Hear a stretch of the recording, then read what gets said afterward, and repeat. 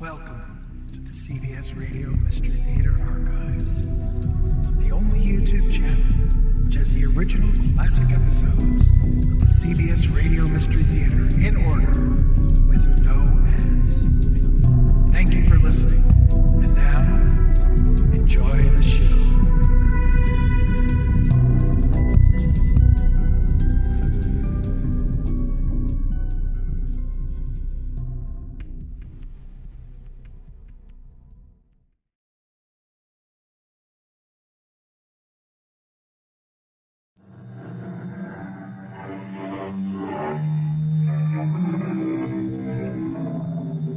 Come in.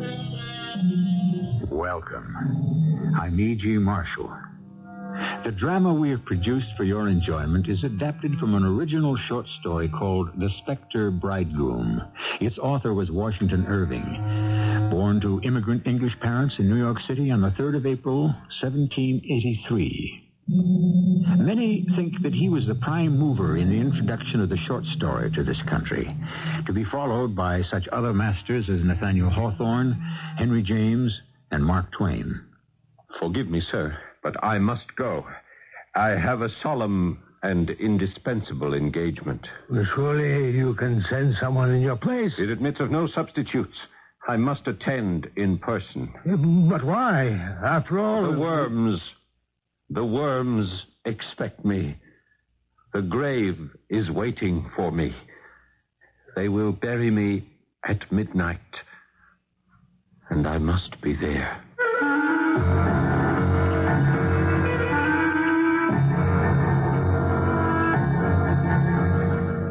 Our mystery drama, The SPECTRE BRIDEGROOM, was adapted especially for the Mystery Theater by Elspeth and stars Paul Hecht. I'll be back shortly with Act One. When this young country was struggling to its feet, the idea of a young man devoting himself exclusively to the writing of fiction was regarded as most peculiar and certainly unwise. But Washington Irving set his course early in life and never swerved from it. By the time he reached his 30s, he was not only acclaimed by his own countrymen and immensely popular, he was also hugely loved. Listen now to his story of The SPECTRE BRIDEGROOM.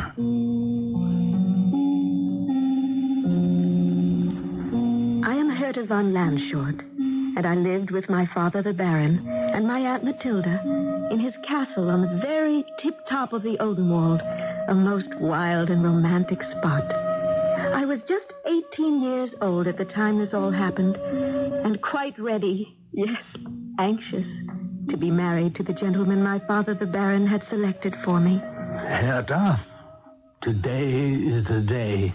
I know, Father. I have lived for nothing else. Quite properly, Herta. Your secluded life with your father and myself is about to end, and you will take your place in the world as the Countess von Altenburg. I received a message from Würzburg. Franz von Altenburg was accidentally detained there, but he expects to arrive within the next few hours. Plenty of time to review your toilette once more. And time for me to check upon each room of the castle, remind the servants of their duties, count the wine bottles again. Today, our hospitality must extend itself to the utmost. And I shall counsel you, Herta, one last time on how to deport yourself, what to say, what to do, how to receive your expected lover. Listen well to your Aunt Matilda. Even though she never chose to become a bride herself, she knows the proper conduct. I had my chances, you know. In my day, I was known as quite a flirt. A veritable coquette. So I've been told, Aunt Matilda. Which is why I have guarded you so strictly. You may have resented my lectures on decorum. Oh, no. But they were intended to instill in you the ability to attract young men, at the same time to keep them at a distance. Oh, providing, of course, they are properly authorized. No one can criticize your system of upbringing, Matilda. But, allow me some self-satisfaction that I have fathered a daughter with extraordinary beauty.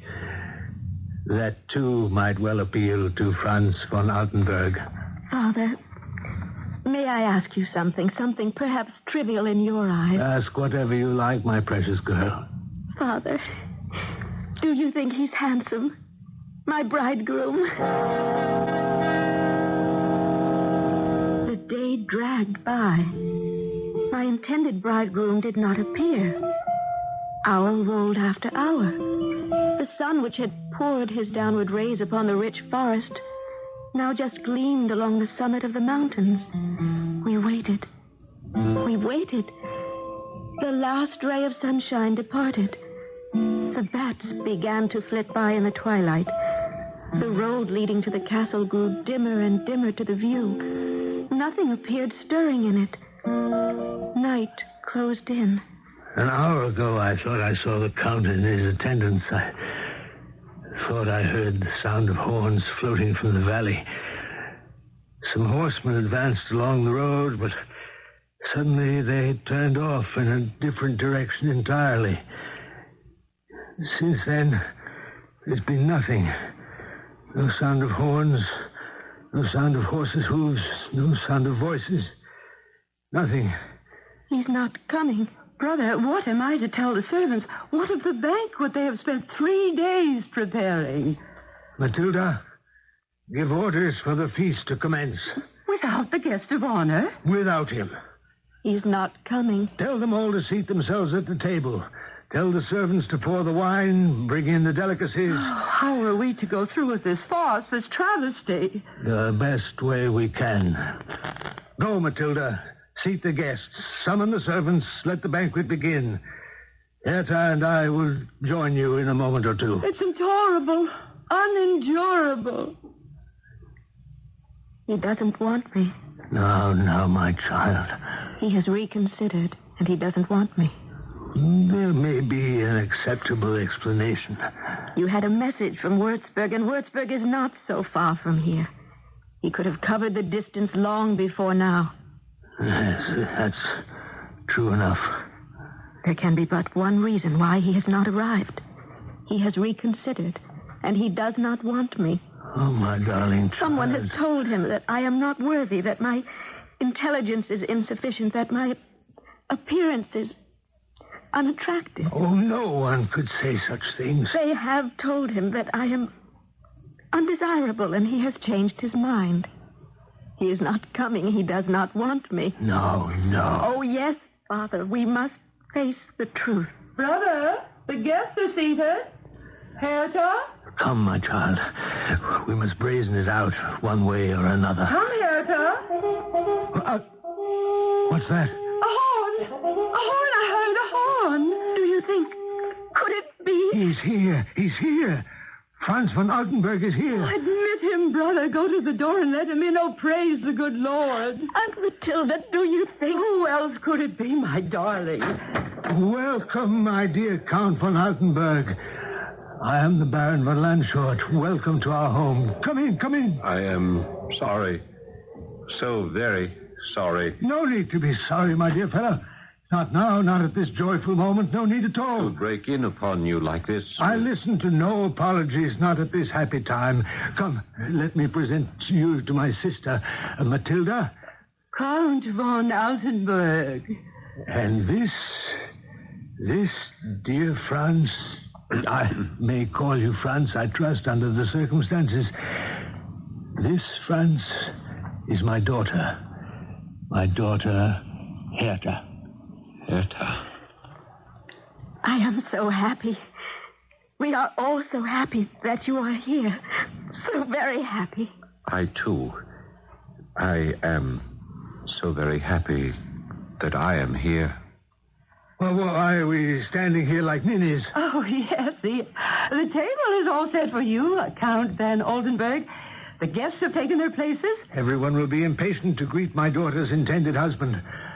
Count Franz, will you give Herta your arm? With pleasure. Yes, certainly. Would you permit me, Herta? Oh, yes. Oh, yes.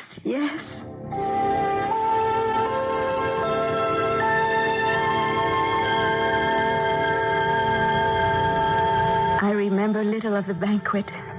I sat on my father's left, the Count across the table from me on my father's right. We addressed few words directly to each other, but, oh, the looks that passed between us.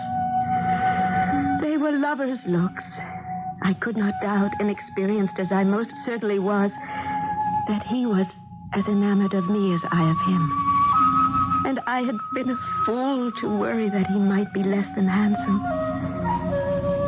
And yet, as the feast progressed, he seemed to grow dejected, ill at ease, and finally downright melancholy. A tiny tremor ran through my frame as, with a somber look, he rose from his seat.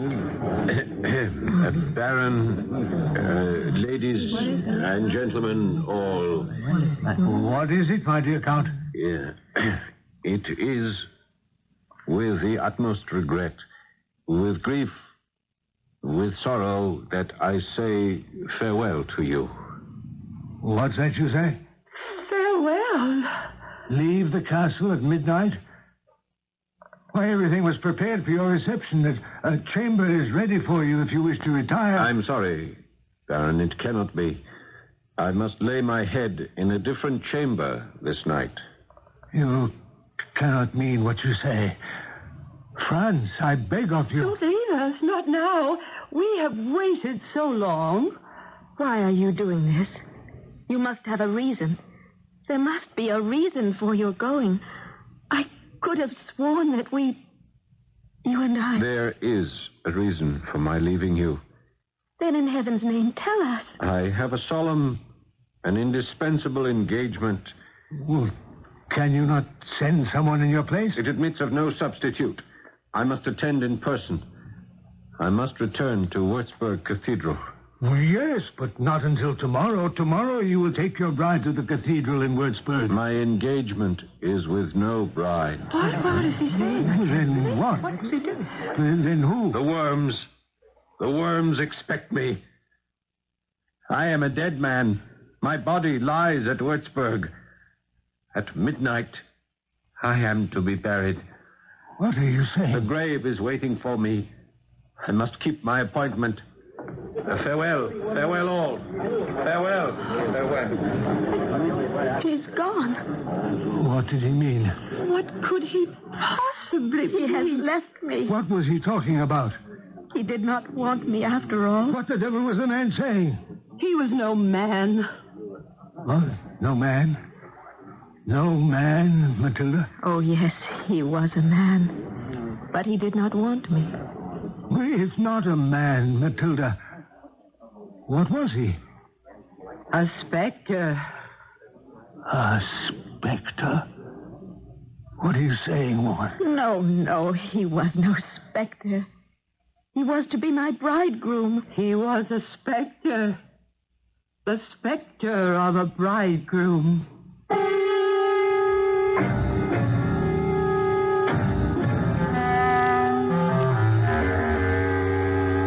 By the time Washington Irving was 36 years old, he had written a collection of essays, sketches, and tales.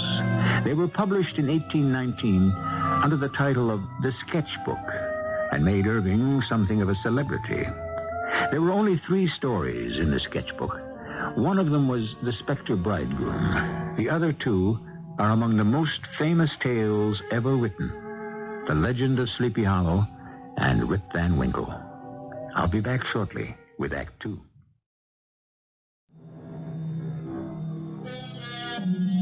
You are listening to a tale of horror and romance, an irresistible combination, especially when told in the well-known Gothic style.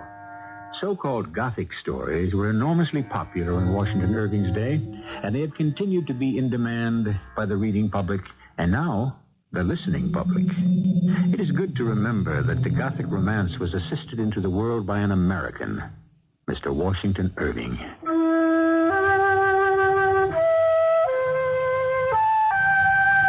I am Matilda von Landshort. When my sister-in-law died, giving birth to Herta, my brother the Baron asked me to undertake the rearing of his motherless daughter. She grew into a young lady of perfect docility and correctness.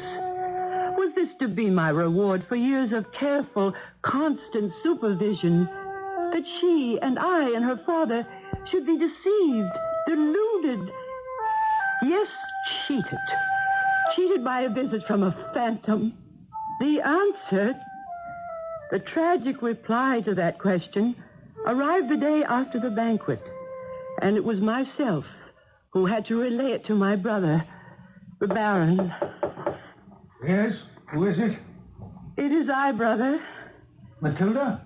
Enter.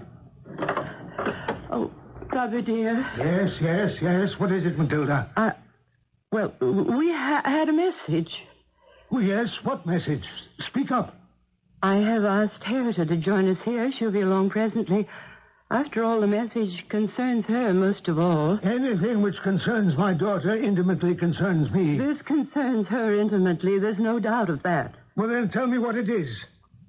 I give you warning, Matilda, not to trifle with me today after the shocking events of yesterday evening, the grotesque ending to what was to have been such a joyful banquet. My nerves are on edge, and I cannot tolerate shilly-shallying. So tell me whatever it is you're stammering about. The message is from Würzburg. Würzburg? But it was to Würzburg that the Count said he must go when he left us so precipitously. Yes, to the cathedral. To keep an engagement, he said. With the worms, that is what he said. To be buried. At midnight. Brother, the message which has just been delivered says that France, Count von Altenburg, was murdered. Murdered? You said murdered? Murdered. Yesterday. His body found and interred in Würzburg Cathedral at midnight. No. Oh, no. I can't believe... It's true, brother. Aunt Matilda? Father? You wished to speak with me? Oh, my poor child. My dearest child. How can I tell you? Let me do it.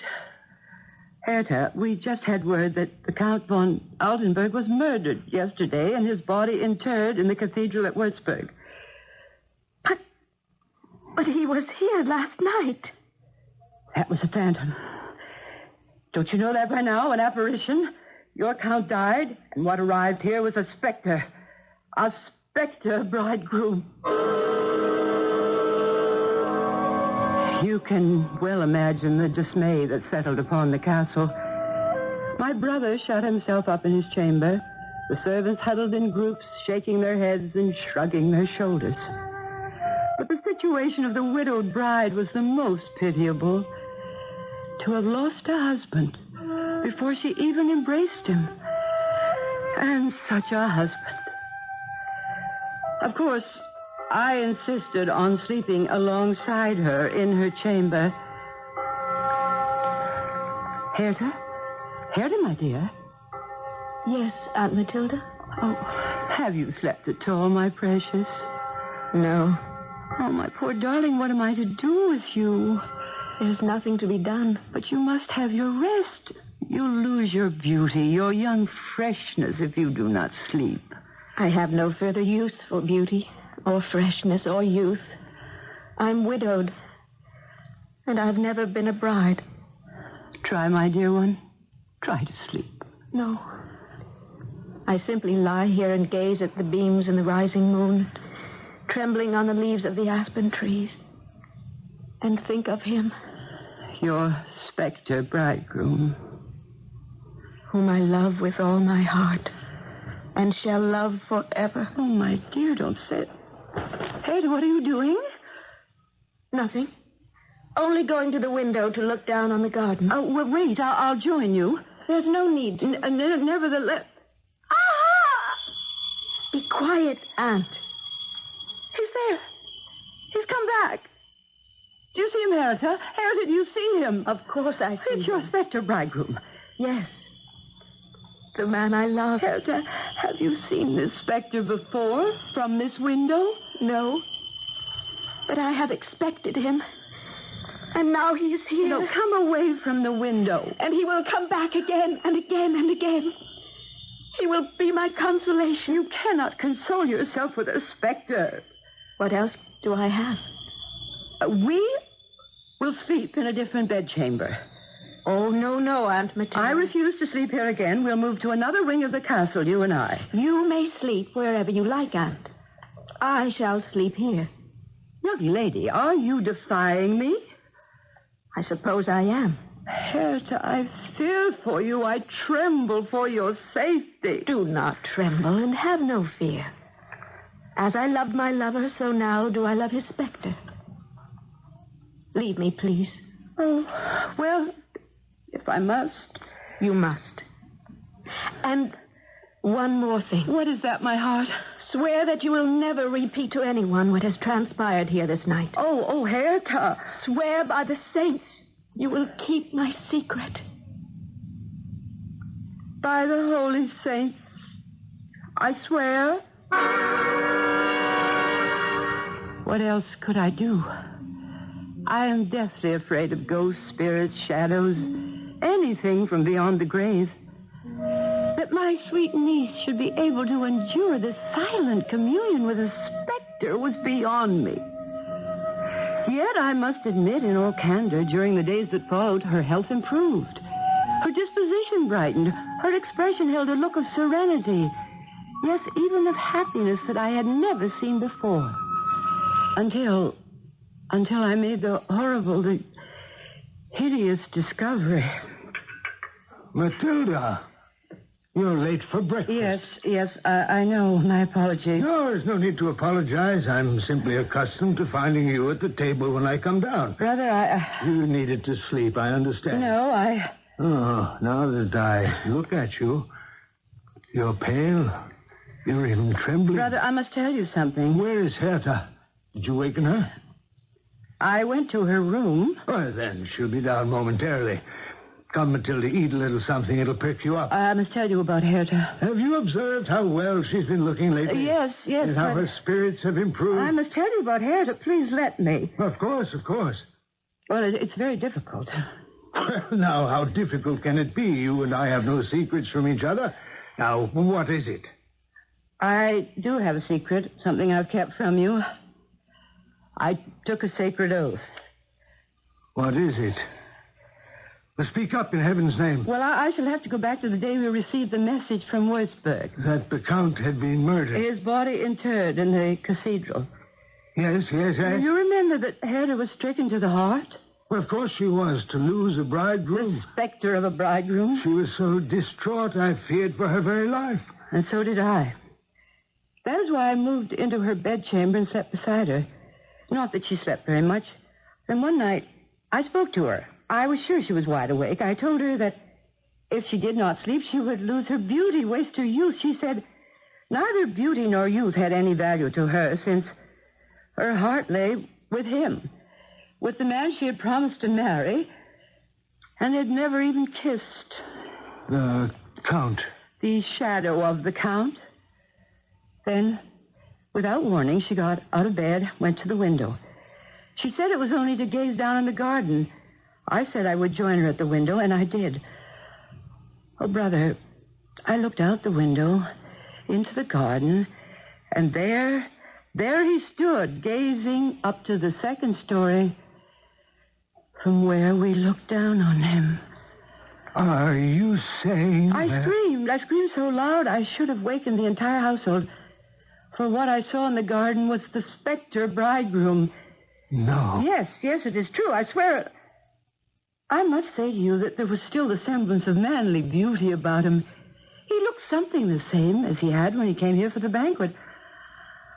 I could understand a little, at least, why she found him endearing. Endearing? You said endearing? How can a shadow be endearing? I said as much to her, and she replied, I shall never forget her words. She said, where the substance is not to be had, the shadow must suffice. Good Lord. Moreover, she said she expected him to return night after night, again and again, and she would observe him from her window. She said he would be your consolation. And did he? Did he come again? I think he must have. I, of course, could not continue sleeping in that chamber. I moved to another room, and she stayed where she was. I believe that each night she has silently communed from her window with her spectral bridegroom. Well, you must admit it's done her no harm. On the contrary, she has blossomed. She has bloomed. Yes, I admit the truth of that. Still, I should have been told. You should have told me, Matilda. She swore me to secrecy. She extracted my vow that I would never breathe a word of her unholy trysts. This morning, a half hour past, I went as I have always done to awaken her for breakfast. And she's not there. What? Not there? Where is she? I have searched the castle, every nook and cranny. Have searched the grounds of the estate. She is nowhere to be found. It's impossible. Utterly impossible. Summon the staff. We shall all look for her. We will not find her. Why not, in the name of heaven? Because the spectre has carried her away. My poor brother, the Baron, he ran frantically about the castle. He questioned every servant, and two of them said that they had heard the night before the clattering of a horse's hoofs down the mountain near the hour of midnight. They had no doubt that it had been the spectre on his black charger bearing her away to the tomb. As for myself, I had known it all along. In 1789, George Washington was inaugurated president in New York City. So Irving would have been 5 years old when, it is said, on seeing our first president enter a shop, a young Scottish maidservant followed him with young Irving in tow and said, "Please, Your Honor, here's a bairn who is named after you." Whereupon the great man touched the small boy's forehead and gave him his blessing. I'll be back shortly with Act 3. Why is the linking of terror with romance so fascinating? Not just today, but through the ages. Folklore is filled with just this conjoining. The Greeks, in their fables, bound passionate love together with mysterious and drastic outcomes. So did the Romans. To this day, we are all inexorably drawn to the story that tells of wild, uncontrollable love combined with hideous consequences. Why should this be so? Frankly, I haven't the faintest idea. I am Hendrik von Starkenfast. I was on my way home from the army when my horse lost a shoe. The village of Würzburg was not far away, so I left him there and turned him over to the local blacksmith to be reshod. I myself was somewhat exhausted and looked about for a tavern where I might refresh myself until my horse was ready to finish the journey. I followed the sound of revelry and soon found myself inside a cheery room with a fire roaring, men sitting at polished tables, and a pretty waitress.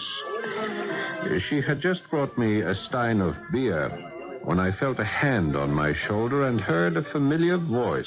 Hendrik, it's you, isn't it? Hendrik von Starkenfast? That's my name, yes?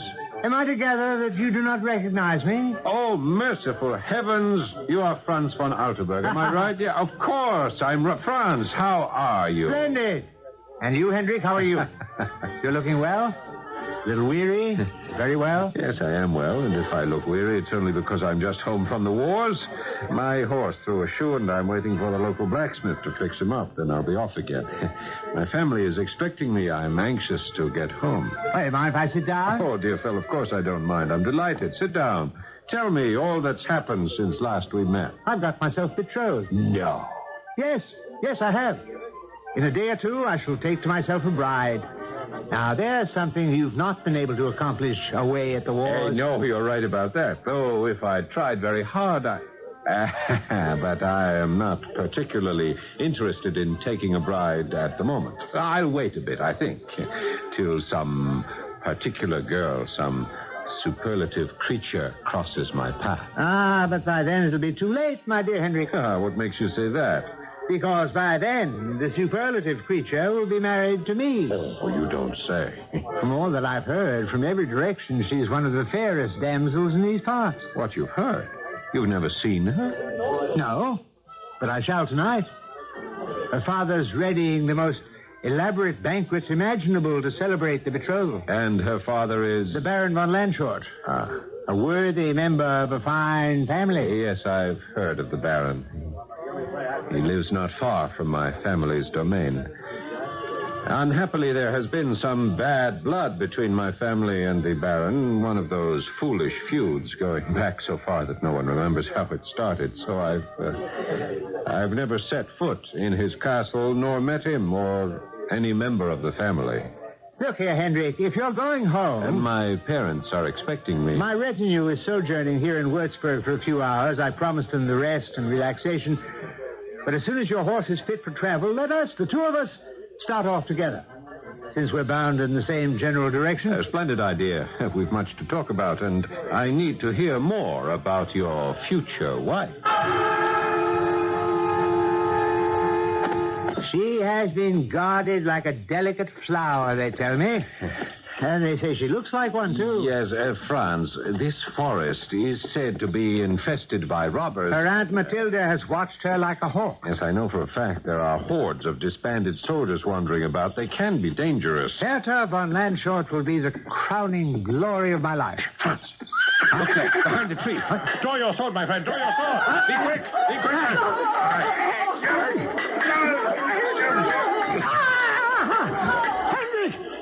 Henry! I'm wounded! Henry! Help me! Help! I'm stricken, Henry. Yes. Help me. The retainers are approaching, Franz. Badly stricken. The robbers heard them and they have fled. No, it's too late. It's too late. No. Don't try to lift me. It hurts too much. What can I do? Tell me. Go to the castle of the Baron of Landshort and tell them. Explain. Say why I cannot keep my appointment with my bride.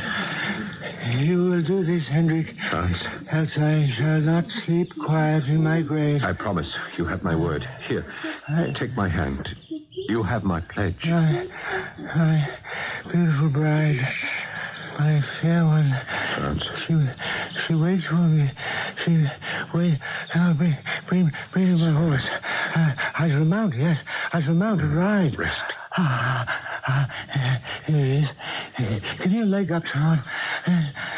Up into the saddle. Reins in my hands. The spurs pressed into my horse's sides. Now, forward. Slow trot. Now, fast trot. Into a canter. Now gallop. Faster.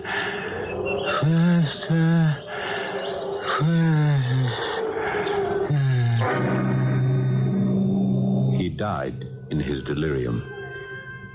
In Würzburg, I arranged with the Holy Fraternity of the convent for the funeral solemnities and my friend's burial in the cathedral near some of his illustrious relatives. His retinue took charge of his remains, and I set off on my sorrowful journey. I shall confess to you, whisperings of curiosity stirred in my bosom to see the far-famed beauty of whom he had said so much, though my heart was heavy and my head perplexed at the thought of presenting myself, an unbidden guest among traditionally hostile people, of dampening their festivities with tidings fatal to their hopes. You can imagine my surprise when the door was opened. Welcome, my dear Count von Altenburg. I am the Baron von Landshort. Welcome to our home. I am sorry. I am so very sorry. No, there's no need to be sorry. Not at this joyful moment. To break in upon you like this. Let me present you to my sister, Matilda. Count von Altenburg. And This is my daughter, Herta. Herta. I am so happy. We are all so happy that at last you are here. So very happy. I, too. I am so very happy that I am here. Well, why are we all standing here like ninnies? The table is all set. The guests have taken their places. We were simply waiting for you. We were certain you would arrive. And now you see, here you are. So without further delay, shall we go into the banquet hall? Everyone is impatient to greet my daughter's intended husband.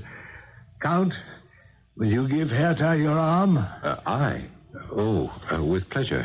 Yes, certainly. Would you permit me, Herta? Oh, yes. Yes. I scarce remember the banquet. I suppose I conducted some sort of conversation with my dinner partners, but my eyes kept straying to the beautiful girl across the table from me, and her eyes strayed too. Believe me, every glance of mine was returned. I dared hope with the same feeling of tenderness behind them that inspired mine. The situation was unbearable. I was an impostor, a deceiver. I had usurped the life of my friend. Suddenly, I rose from the table.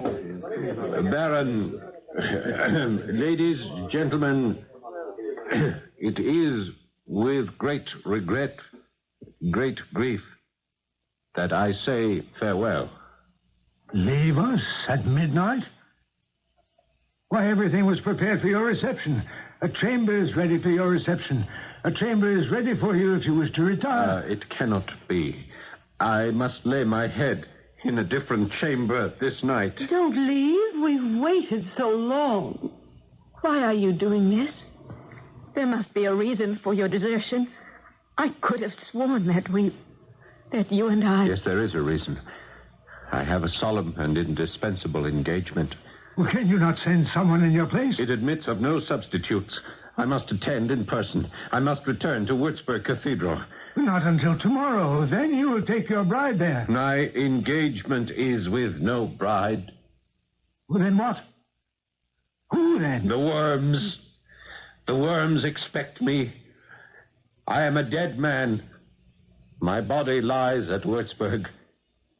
At midnight, I am to be buried. What are you saying? The grave is waiting for me. Farewell. Farewell. It was a stammering exit. I was trying to tell them that I was not Franz von Altenburg, that I was not the husband they planned for their daughter, but simply his friend who had held him while he died. That my family had feuded with theirs for heaven knows how many years. I was torn with regret to have deceived them, but as much by the thought that I would never see Herta again. This was the agony that drove me back to the castle, not to speak to her, merely to stand beneath her window and gaze up at her, and wonder of wonders to see her gaze down at me. Each and every night, until her window opened. Are you there, my love? Herta, Have you come to claim me? I have no right. No right to claim one who loves you? Herta, I am not Franz von Altenburg. You are not? No, I am Hendrik von Starkenfast. My family's domain is nearby, but our ancestors have not acknowledged one another for years and years. Have they not? Franz was killed by robbers on his way to claim you. I was with him when he died. Were you? He is buried in the cathedral at Würzburg. I came here that first evening to tell you that. Did you? But then when I saw you, I lost my heart to you. Did you indeed? I could not bear to blurt out what I have told you. I was so afraid. Afraid of me? Afraid that you would despise me. Afraid that I could never make you love me. But after all these nights, these silent trysts, when you looked down on me in the garden and I looked up at you, I have dared to hope. Hope plucks at my heart that you... that you... Yes, that you do love me, even as I love you. I am going to close tight the window now, Henry. Herta? In 10 minutes, I will come to you in the garden. And you will carry me off to the cathedral at Würzburg. We were married in Würzburg. And when all was explained, all was forgiven. And the revels were resumed. Aunt Matilda confided in me that she was so relieved that I was not, had never been, a spectre. She would have pardoned me anything at all. As for the Baron, well, let him speak for himself. I am, on the whole, well pleased with my son-in-law. He's gallant, he's generous, and he's very, very rich.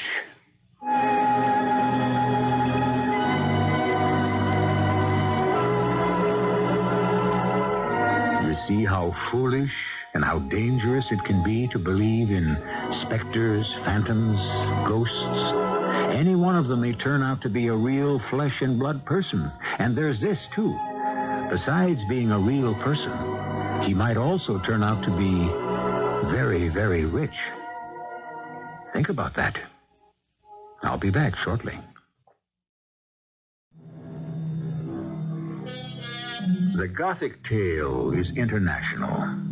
Starting with the Castle of Otranto by the Englishman Horace Walpole, it was followed and improved upon by Honoré de Balzac in France. In America, the form was carried on by Washington Irving and brought to a peak by the genius of Edgar Allan Poe. It may be foolish and dangerous to believe in specters, but it certainly is fun to listen to them. Our cast included Paul Hecht, Robert Dryden, Grace Matthews, and Patsy Bruder. The entire production was under the direction of Hyman Brown. I hope you enjoyed this episode of CBS Radio Mystery Theater. If you've enjoyed this and want to hear more, please subscribe